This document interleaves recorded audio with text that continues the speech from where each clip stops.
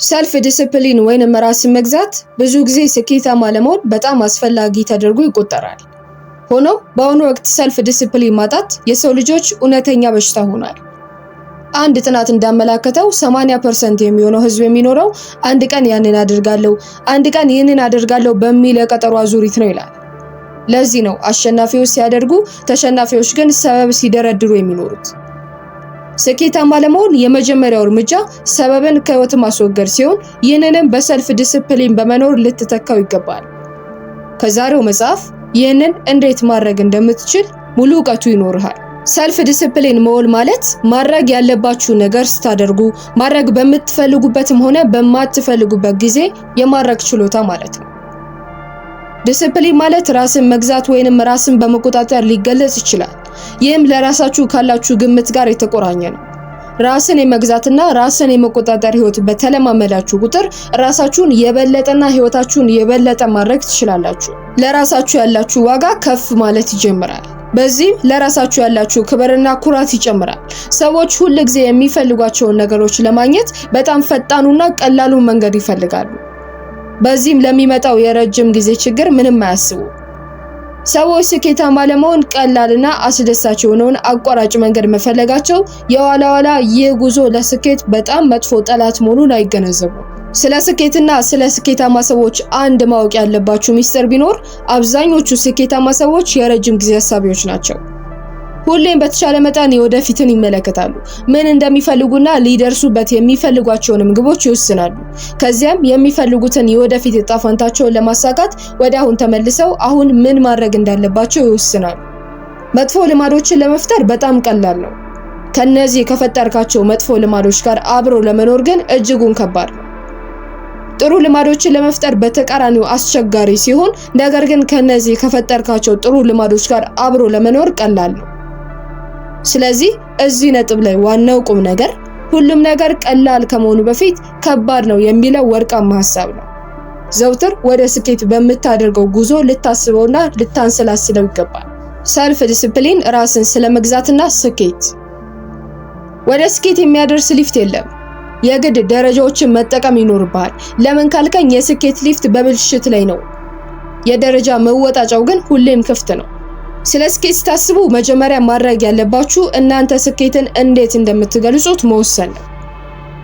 ህይወታችሁ በሁሉም መንገድ ፍጹም የተሳካ ማድረግ ብትችሉ ህይወታችሁ ምን ሊመስል ይችላል ብላችሁ ራሳችሁን ጠይቁ። ለስኬት 3 ዋና መስፈርቶች አሉ። አንደኛውና የመጀመሪያው በህይወታችሁ ምን እንደምትፈልጉ በትክክል መወሰንና ማወቅ። ሁለተኛው ደግሞ ያንን የምትፈልጉትን ህይወት ለማግኘት መክፈል ያለባችሁና ለመክፈል የወሰዳችሁትን ዋጋ ወይንም መስዋዕትነት መወሰን። ሶስተኛውና የመጨረሻው ያንን ዋጋ ለመክፈል ቁርጥ የሆነ ውሳኔ በመስጠት ወደ ተግባር መግባት። የተሳካላቸው ሰዎች ካልተሳካላቸው ሰዎች የሚለያቸው ዋናው ነገር ያንን ስኬት ለማግኘት ምንም አይነት ዋጋ ለመክፈል ፈቃደኛ መሆናቸው ነው። በየትኛውም ህይወታችሁ ዘርፍ ስኬትን ማግኘት ከፈለጋችሁ በዚያ ዘርፍ ስኬት እንዴት እንደሚገኝ ማወቅና ተመሳሳይ ውጤት እስክታገኙ ድረስ የተለያዩ ክህሎቶችና እንቅስቃሴዎችን ደጋግማችሁ መለማመድና ማድረግ ይኖርባችኋል። ስለዚህ የምትፈልጉትን ስኬት ለማግኘት ከባለሙያዎች ወይም ከሌሎች ስኬታማ ሰዎች ያለማቋረጥ መማር አስፈላጊ ነው። ሰልፍ ዲሲፕሊን እና ኃላፊነትን መውሰድ። ማንም ሰው እናንተን ከሚጠብቀው በላይ ራሳችሁ በምታደርጉት ነገር ተጠያቂ ማድረግን ልመዱ። ምክንያቱም ዛሬ የሆናችሁት እናንተነታችሁ እንዲሁ የእናንተን ውስጣዊ ባህሪ እስከዛሬ ህይወታችሁ ድረስ እያደረጋችሁ የመጣችሁት የእናንተ ምርጫና ውሳኔ ድምር ውጤት ነው። ሁላችንም ያለማቋረጥ የተለያየ ምርጫዎችን እናደርጋለን። የምትመርጡት እያንዳንዱ ምርጫ ስለ እውነተኛ ህይወታችሁ ቅድሚያ ለምትሰጧቸው ነገሮች መገለጫ ነው። ስለዚህ የትክክለኛ ምርጫ ባህሪ ሰው መሆን የሚያስገኘው ውጤት እጅግ በጣም ብዙ ነው። እናንተም ሁሌም በምርጫችሁ ዝቅተኛ ቫልዩ ካለው ነገር ይልቅ ከፍተኛ ቫልዩ ያለውን፣ ከቀላሉ ይልቅ የእናንተ አቅምና ችሎታችሁን የሚፈትነውን፣ ከጥሩ ይልቅ ደግሞ ትክክለኛውን ለራሳችሁ መምረጥ ጀምሩ። ይህ በህይወታችሁ ጥሩ ስሜት እንዲሰማችሁ ያደርጋል። በዚህም ለራሳችሁ ያላችሁ ግምት ይጨምራል። ራሳችሁንም የበለጠ ትወዱታላችሁ። ትልቅ የግል ኩራትም ይኖራችኋል። በዚህም ትክክለኛ የህይወት ምርጫና ውሳኔ እንዲያውም ሌሎች እናንተ ማክበር ይጀምራሉ። ብዙ በሮችም ይከፈታሉ። ሰዎች ማን እንደሆኑና በምን እንደሚያምኑ እሴቶቻችሁንም በግልጽ የሚያውቁ ሲሆኑ እንዲህ አይነት ሰዎች ግራ የተጋቡ አይደሉም። የውሳኔና የአቋም ሰው የመሆናቸው ምልክት ነው። ይህንን ስብዕና ለመገንባት የምትፈልጉ ከሆነ ከራስ ምስላችሁ ጀምሩ። የራስ ምስላችሁ የእናንተ ውስጣዊ መስታወት፣ ይህም ስለ ራሳችን የምናይበትና ነኝ ብለን የምናስብበትን መንገድ ያመለክታል። ራሳችሁን የተረጋጋ አዎንታዊ ወይም ፖዚቲቭ የሆነ ማንነት እንዳለው ሰው መመልከት ጀምሩ። ይህ የበለጠ ውስጣዊ ጥንካሬና የግል ኃይል እንዲኖረን በማድረግ ሰልፍ ስቲማችንን ከፍ ያደርገዋል። እዚህ ነጥብ ላይ ሰልፍ ስቲም ስንል ራሳችንን ምን ያህል እንደምንወደውና እንደምንቀበለው የሚያሳይ ነው። ይህም ስለ ራሳችን ያለንና የሚሰማን ስሜት ማለት ነው። ራሳችንን እንደ ጠቃሚ አስፈላጊ ሰው ባየነው መጠን የበለጠ ፖዚቲቭና ብሩህ አመለካከት ይኖረናል። ራሳችሁን በጣም በወደዳችሁ ቁጥር ሌሎችንም የበለጠ ትወዳላችሁ። በምላሹ ሰዎች እንዲሁ እናንተን ይወዷችኋል። ይህም ዞሮ የሚመጣ ሂደት ነው፣ ወይንም የመዝራትና የማጨድ ህግ ልትሉት ትችላላችሁ። ለራሳችሁ ከፍተኛ እሴቶች ሲኖራችሁና ከነሱ ጋር በሚስማማ መንገድ መስራት ስትጀምሩ ስለ ራሳችሁ ጥሩ ስሜት ይሰማችኋል። እሴቶቻችሁን በምታበላሹ ጊዜ ግን ስለ ራሳችሁ መጥፎ ስሜትን ይሰማችኋል። ነገር ግን ማስታወስ ያለባችሁ ከእሴቶቻችሁ ጋር ለመኖር ከፍተኛ ፍላጎትና ዲሲፕሊን ወይም ራስን መግዛት እንደሚጠይቅ ነው። ሰልፍ ዲሲፕሊንና የግል አመራር። ሰልፍ ዲሲፕሊንና የግል አመራር በጣም ወሳኝ ነገር ነው። እናንተ ለራሳችሁ የሹፌሩን የመሪ ቦታ ላይ እንዳላችሁ አድርጋችሁ አስቡ። ስለዚህ የገንዘብ፣ የቤተሰብ፣ የጤንነት፣ የስሜቶቻችሁ ሁሉ ኃላፊነትን የመውሰድና የመቀበል የእናንተ ውሳኔ ነው። ያላችሁበትና ለምትሆኑት ነገር በሙሉ 100% ኃላፊነትን መቀበል አለባችሁ። በጭራሽ ማማረር የለባችሁ። በራሳችሁ ላይ የተከሰቱ ነገሮች መቼም ቢሆን በጭራሽ ሌሎች ሰዎችና ሁኔታዎችን አትውቀሱ። ላልተጠበቁና ለእያንዳንዱ እርምጃና ምላሽ እንኳን ኃላፊነትን መውሰድ ልመዱ። ሰልፍ ዲሲፕሊንና ግብ። ሰልፍ ዲሲፕሊን ወይንም ራስን መግዛት በግባችሁና በስኬቶቻችሁ መካከል ያለው አንዱ ትልቁ ድልድይ ነው። ግቦችን ማውጣትና እቅድ ማውጣት ማለት በእያንዳንዱ ህይወታችሁ ላይ ምን እንደምትፈልጉ መወሰን ማለት ነው። የሚገርመው 3% ሰዎች ብቻ የተጻፈ እቅድና ግብ ያስቀምጣሉ። እነዚህም 3%ቶች የተጻፈ እቅድና ግብ ከሌላቸው 97%ቶች በደንብ የበለጠ ውጤትና ስኬትን ያገኛሉ። የተጻፈ ግብ ሲኖራችሁ በአጭሩ በእያንዳንዱ ቀን የምትኖሩለትና የምትሮጡበት ትራክ አላችሁ ማለት ነው። ትኩረትን ለሚከፋፍል በመሃል ጊዜያችሁን ለሚያባክን ነገር ቦታ የላችሁ ማለት ነው። ህይወትን በሙሉ አቅምና ኃይል የመጠቀም ብቃት ይኖራቸዋል። የሚያስቀው ነገር ሰዎች ግብ እንዳላቸው አድርገው ያስባሉ። ነገር ግን እውነታው ያላቸው ባዶ ተስፋና ምኞት ብቻ ነው። እባካችሁ ይህንን ቪዲዮ አቁሙና ለማሳካት የምትፈልጉትንና ስኬታማ የመሆን እድላችሁን ለመጨመር የሚያግዙ ግቦቻችሁን በወረቀት ወይንም በማስታወሻ ደብተራችሁ ላይ አሁኑኑ ዘርዝሩ።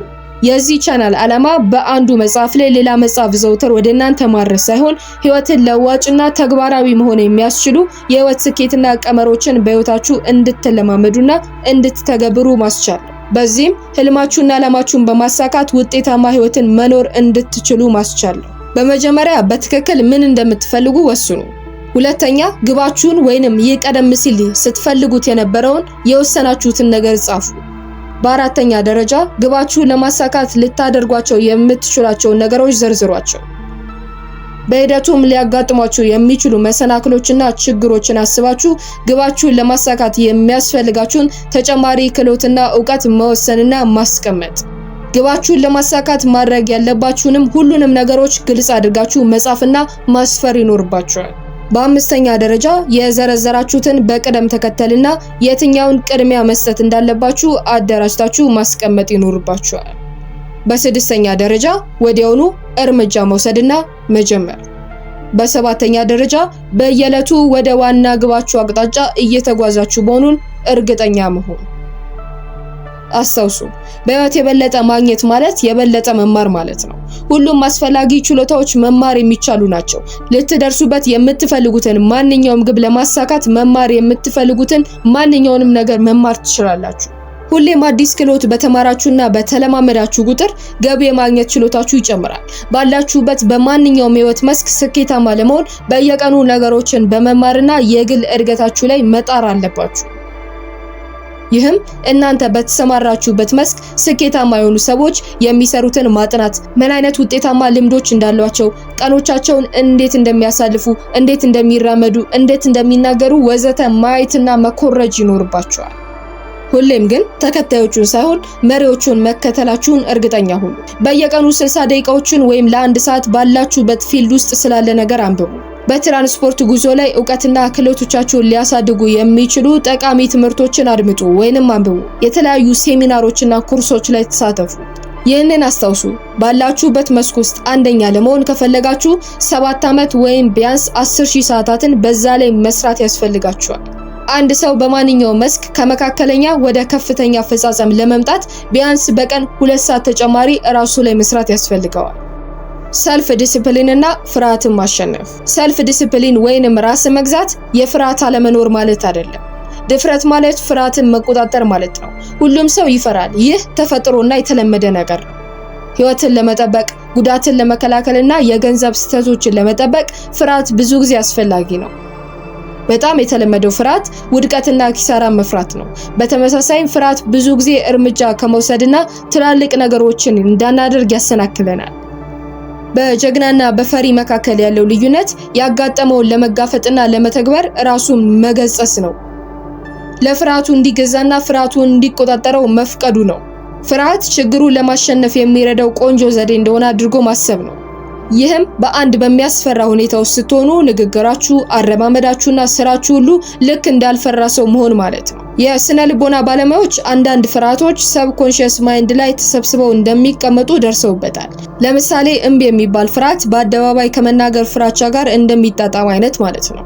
ስለዚህ በአደባባይ መናገር ስትችሉ አብሮ ይጠፋል ማለት ነው። በህይወት ውስጥ 2 አይነት ድፍረቶች ያስፈልጓቸዋል። የመጀመሪያው እርምጃ የመውሰድ ድፍረት ይባላል። ይህም ማለት ምንም አይነት የስኬት ዋስትና በማይኖርበትና በአጭር ጊዜ ከፍተኛ የመውደቅ ዕድል ባለበት ጊዜ እንኳን ሙሉ በሙሉ ደፍሮ መግባት ማለት ነው። ሁለተኛው አይነት ደግሞ ትዕግስትና የመቆየት ድፍረት ነው። ይህ ማለት ማንኛውም ውጤት ወይም ሽልማቶችን ሲያዩ እዛ ውስጥ የመቆየትና የመስራት የመዋጋትና የመቀጠል ድፍረት ማለት ነው። ታላቅ ሰው ለመሆን ከመሞከር ተጠንቀቁ። በ10 ውስጥ 1 ሙከራ ነው የሚሳካው። ዋናው ጽናት ተግባርና ራስን መግዛት ነው። በእያንዳንዱ ሁኔታ ውስጥ ጥሩ ነገር ፈልጋችሁ ተመልከቱ። በእያንዳንዱ ችግር ውስጥ ጠቃሚውን ትምህርት ፈልጉ። በህይወት ውስጥ ምንም ያክል ብትወድቁ እሱ ችግር የለውም። ዋናው ነገር ምን ተማርክ የሚለው ነው። ዋናው ነገር ምን ያህል ከወደክበት በድጋሚ እንደምትነሳ ብቻ ነው። ያለማቋረጥ ከተነሳችሁ በመጨረሻም ግባችሁ ላይ ትደርሳላችሁ።